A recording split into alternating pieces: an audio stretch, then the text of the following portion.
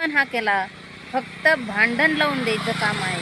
कारण की त्यांनी आज जाहीरपणे सांगितलंय आम्ही दांडकेला हात घालू.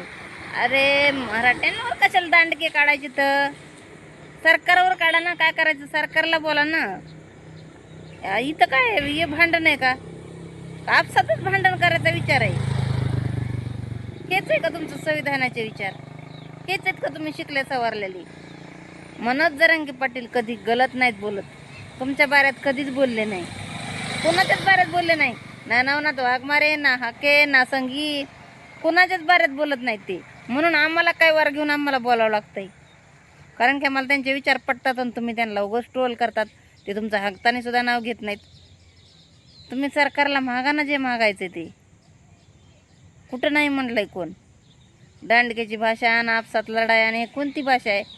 हे काय आहे हे नेमकं?